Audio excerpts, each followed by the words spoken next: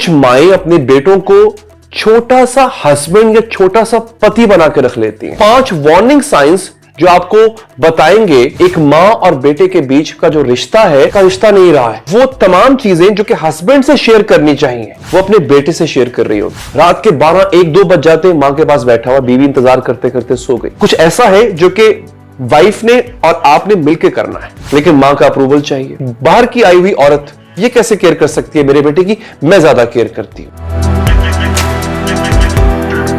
Hello everyone, my name is Ali Haider. क्या कभी आपने मां के सूडो हस्बैंड के सिंड्रोम के बारे में सुना है? ये बहुत खतरनाक इमोशनल इंसेस्ट होता है। I don't think so I have to explain what incest is, you can go and Google it. So the thing is कि क्या आपने कभी नोटिस किया कि कुछ माएं अपने बेटों को छोटा सा हस्बैंड या छोटा सा पति बना के रख लेती हैं? इसको बोलते हैं इमोशनल इंसेस्ट। और ये अपने रिश्तों को और आपके रिश्तों को, specially if you are trying to raise a new family after marriage, ये उसको तबाह कर देती है। आज हम बात करेंगे एक ऐसे हिडन साइकोलॉजिकल प्रॉब्लम की जो हमारी सोसाइटी में बहुत कॉमन होता जा रहा है और लोग इसको प्यार समझते हैं। स्पेशली बेटे, उनको लगता है ये मेरी मां का प्यार है। डॉक्टर केनेथ एडम्स के रिसर्च के मुताबिक 35% जो साउथ एशियन फैमिलीज हैं उनके अंदर कोवर्ट इंसेस्ट होता है, यानी छुपा हुआ गुप्त इंसेस्ट होता है, जहां मां अपने बेटे से अपनी इमोशनल नीड्स पूरी करवाती है जो नॉर्मली हस्बैंड से होनी चाहिए। सो आज हम इसके 5 वार्निंग साइंस और फिर इससे निकलने का तरीका डिस्कस करेंगे। प्रॉब्लम क्या है दोस्तों? इसे कहते हैं सूडो हस्बैंड सिंड्रोम। साइकोलॉजिस्ट है डॉक्टर पैट्रिका लव। इनके मुताबिक जब जब मां ये चीजें करें तो आप समझ जाए कि वो कहीं ना कहीं अपने बेटे के साथ और तरह से इमोशनली अटैच हो चुकी हुई है। अपने बेटे से अपनी इमोशनल लोनलीनेस जब मां शेयर करती है ना, तो ये एक ऐसा साइन होता है जिससे पता चलता है कि वो मां और बेटे के रिश्ते को सिर्फ मां और बेटे का रिश्ता नहीं समझ रही है। उसके हर डिसीजन में वो इंटरफेयर करती है, वो अपने बहू को कंपैरेटर समझती है। ये सब इमोशनल इंसेस्ट का हिस्सा होते हैं। ये फिजिकल नहीं होती, यानी इसका फिजिकल इंटीमेसी से कोई ताल्लुक नहीं होता, लेकिन साइकोलॉजिकली ये बहुत हार्मफुल होता है क्योंकि ये इमोशनल इंटीमेसी होती है। तो 5 वार्निंग साइंस जो आपको बताएंगे कि जिससे आपको पता चलेगा कि एक मां और बेटे के बीच का जो रिश्ता है वो मां और बेटे का रिश्ता नहीं रहा है, वो इससे कहीं आगे बढ़ गया है, जिससे उस बेटे की शादी खराब हो रही है। और सबसे पहला साइन क्या होता है इसमें? पहला साइन ये होता है, मेरा बेटा मेरा बेस्ट फ्रेंड है। डॉक्टर नीना ब्राउन ये कहती है कि पेरेंट चाइल्ड फ्रेंडशिप अनहेल्दी होती है।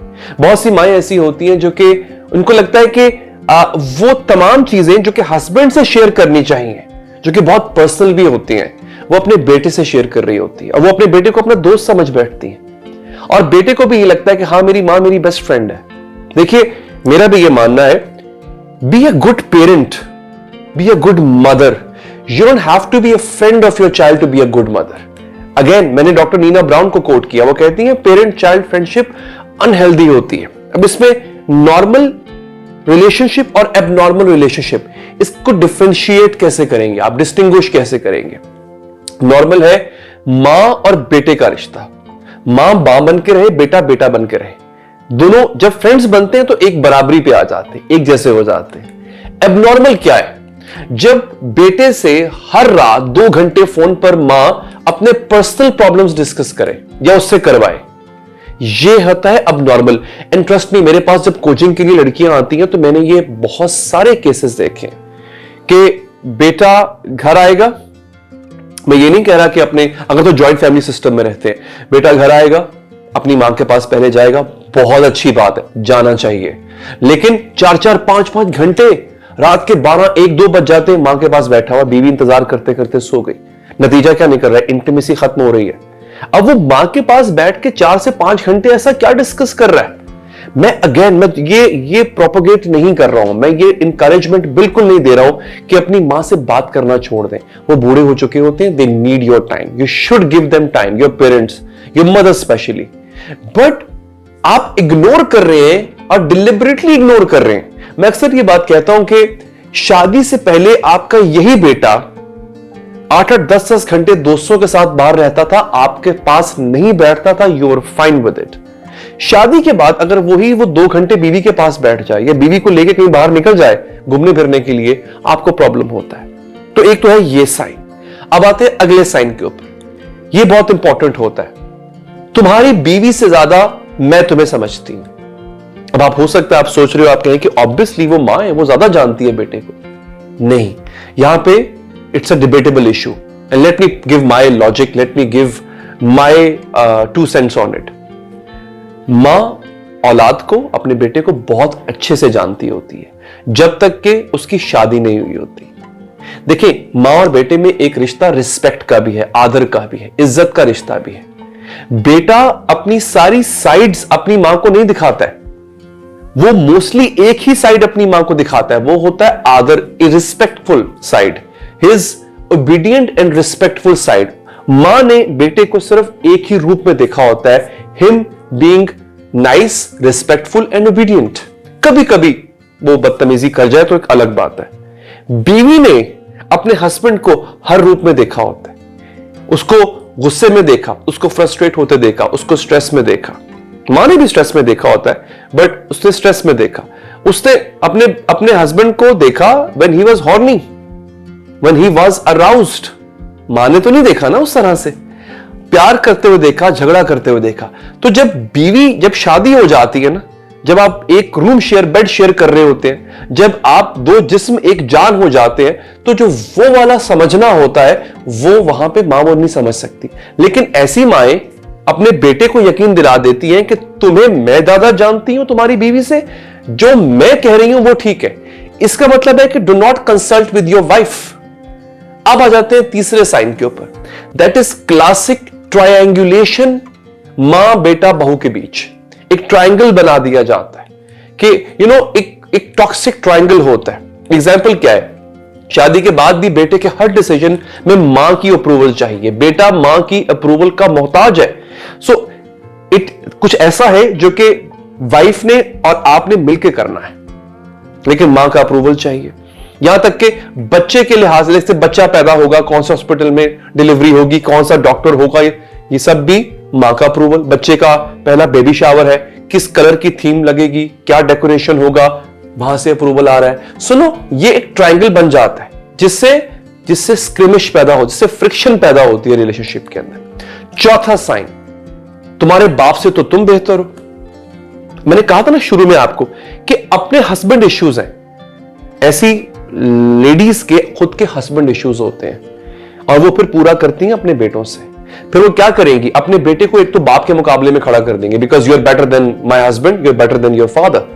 सो वो ऐसे, और आई एम श्योर जो लोग देख रहे हैं आप कमेंट बॉक्स में कमेंट करके बताइएगा, ऐसे लोग आपने देखे होंगे या ऐसी सासें या ऐसी माएं आपने देखी होंगी जो अपने हस्बैंड को अपने बेटे से कंपेयर कर रही होती है। इमोशनल स्पाउजल रिप्लेसमेंट कहते हैं इसको, यानी अपने हस्बैंड की जगह अपने बेटे को बिठाना। Emotional spousal replacement. स्टैट्स ये कहते हैं कि 68% ऐसे मर्दों की शादियां 7 साल से ज्यादा नहीं चलती हैं। ये study journal of family issues 2022 में प्रिंट हो चुकी हुई है, जाके देख लीजिएगा। मैं आपको फैक्ट्स और सोर्सेस के साथ आपके सामने बात रख रहा हूं। अब 5th साइन के ऊपर आते हैं। ये बहुत ज्यादा यूज होता है। तुम्हारी वाइफ तुम्हारी इतनी केयर नहीं करती जितनी मैं करती हूं। नो डाउट कि मां ने इतना सा था तो पालना शुरू किया, तो जो केयर मां ने किया है कोई और नहीं कर सकता, इसमें कोई शक ही नहीं है। मां ने ही आपको आपका पूपू साफ किया, आपके डायपर साफ किए, आपको हर तरह से हर हाल में देखा। लेकिन एक टाइम आता है, उसके बाद आपको अपने बच्चे को किसी और की केयर के हवाले करना होता है। क्यों? आप खुद भी बूढ़े हो चुके होते हो, आप में वो एनर्जी नहीं रहती। So you can't take care of him the way a wife can. Your role is not finish, you still a mother, but you have to absolve from your response. अब अपनी रिस्पॉन्सिबिलिटी से कुछ हद तक पीछे हट जाते हो, क्योंकि आप प्रैक्टिकली वो केयर कर नहीं सकते हो। लेकिन फिर भी उनके अंदर ये बात रहती है कि ये एक बाहर की आई हुई औरत ये कैसे केयर कर सकती है मेरे बेटे की, मैं ज्यादा केयर करती हूं। डायरेक्ट कंपैरिजन जो बेटे के दिमाग में एक गिल्ट डाल देता है। अब इसका साइकोलॉजिकल इंपैक्ट क्या होता है?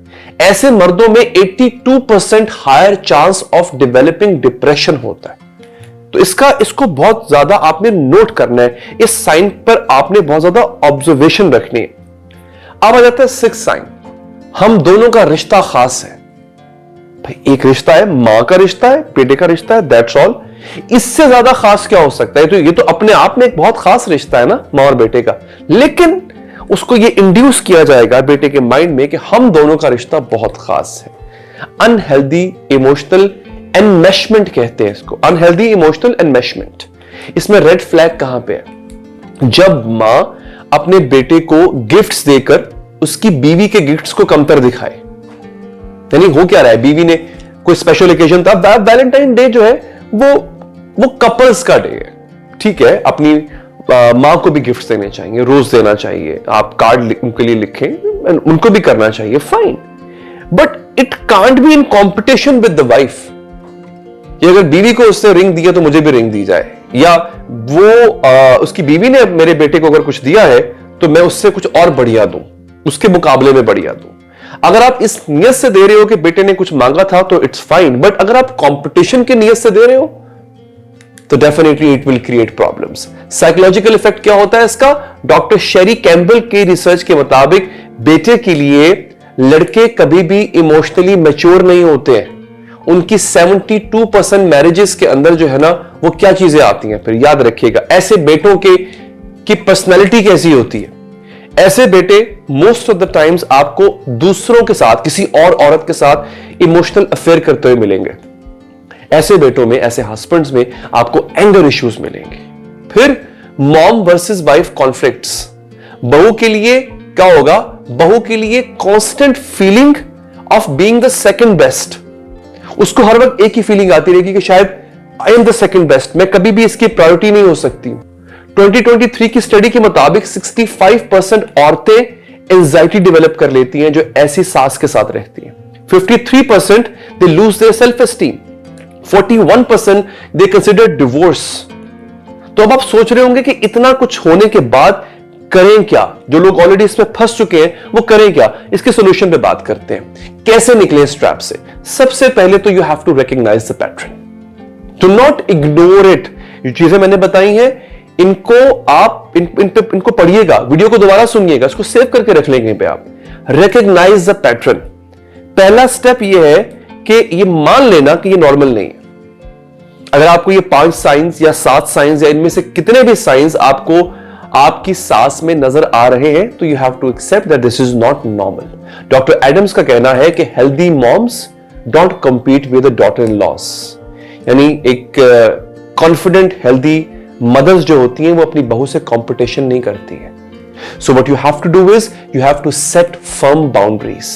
आप अपनी मां से कहें कि मां जी, मैं आपका बेटा हूं, हमेशा रहूंगा, लेकिन मुझे अपना घर भी चलाना है। उसके लिए शायद मुझे और मेरी बीवी को डिसीजंस लेने पड़े जो हम खुद एक साथ मिलकर लेंगे। आपकी सजेशन सर आंखों पे, बट वो डिसीजन आप हमें लेने दें। मैं बाउंड्री की आपको एग्जांपल भी दे देता हूं। देखिए, ये आपके लिए बहुत जरूरी है कि आप एक नई फैमिली रेस करते वक्त बाहर के डिसीजन को ऐसे अवॉइड करें। मैंने एक जुमला पढ़ा था बहुत अच्छा, वो ये था कि do not base your decisions on the opinions of those who are not going to live with the results. अपने डिसीजंस को उनकी राय के मुताबिक मत ढालिए जो नताइज के साथ नहीं रहेंगे। समझ गए आप? सो प्रायोरिटाइज योर मैरिज। रिसर्च कहती है जो मर्द अपनी बीवी को प्रायोरिटी बनाते हैं उनके पेरेंट्स इवेंचुअली आखिरकार खुद को एडजस्ट कर लेते हैं। मैं आपको प्रैक्टिकल टिप देता हूं। हर मां की इंटरफेरेंस के बाद हर मां जब इंटरफेरेंस करती है, यानी आपकी मदर लगता है आपको कि इंटरफेरेंस कर रही है बहुत ज्यादा आपके रिलेशनशिप में, तो जैसे ही आप बीवी को एक्स्ट्रा वैलिडेशन देना शुरू करेंगे ना, बेहतर हो जाएगा। आपको डायरेक्ट ना भी नहीं कहना पड़ेगा अपनी मदर को, आपको उनको रोकना नहीं पड़ेगा। आपको ये नहीं कहना पड़ेगा कि अम्मा जी अब आप प्लीज हमारी बात में बात बोलिए, डिसरिस्पेक्टफुल लगता है। All you have to do is to give your wife some extra validation. हां, एक बहुत इंपॉर्टेंट चीज, डू गेट प्रोफेशनल हेल्प, बहुत जरूरी है।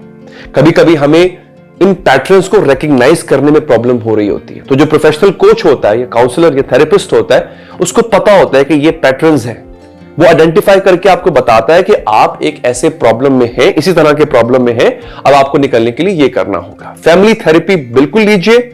78% केसेस में बाउंड्री सेट करने में थेरेपिस्ट की हेल्प चाहिए होती है, 78%। So do go for a counselling, coaching और थेरेपिस्ट।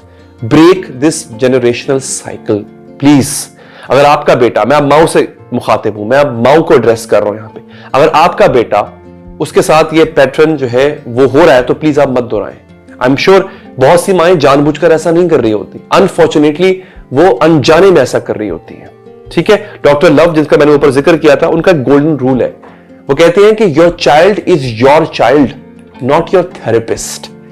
एक क्लाइंट ने मुझे ये बताया था कि जब मैंने पहली बार अपनी मां से ये कहा कि मेरी बीवी मेरी फैमिली है जिसको मुझे रेस करना है, मुझे उसके लिए एनर्जी और टाइम चाहिए है, तो मैं थोड़ा टाइम उसको भी दूंगा, थोड़ा टाइम मैं आपसे थोड़ा सा टाइम ले लूंगा, थोड़ा कम हो जाएगा। तो 2 महीने तक वो रोती रही, लेकिन 6 महीने के बाद इवेंचुअली दोनों रिश्ते ठीक हो गए। बीवी भी खुश थी क्योंकि उसको उसका ड्यू टाइम और एनर्जी मिल रही थी, मां भी खुश हो गई क्योंकि उसको उन्होंने सेटल कर लिया खुद को। तो क्या होता है कि कभी कभी short term pain it leads to long term gain. तो अभी बाउंड्री सेट करने में अगर किसी को थोड़ी तकलीफ हो भी रही है तो कर लो, इट इज फाइन, आगे चल के आपको सुख मिलेगा। याद रखिए, ये प्यार नहीं होता, ये इमोशनल एब्यूज होता है। बाउंड्रीज बिना गिल्ट के सेट कीजिए, अपनी वाइफ को प्रायोरिटी दीजिए, प्रोफेशनल हेल्प लेने से बिल्कुल मत घबराइए, बिल्कुल मत शर्माइए, और अगली जनरेशन के साथ ये साइकिल को मत दोहराने दीजिए, इसको तोड़ दीजिए। मेरा नाम अली हैदर है और मैं एक रिलेशनशिप कोच हूं। अगर आपको लगता है कि आपको हेल्प की जरूरत है तो नीचे डिस्क्रिप्शन में सारी डिटेल्स मैंने दी हुई है। अपना बहुत बहुत ख्याल रखिए। Take care, bye bye.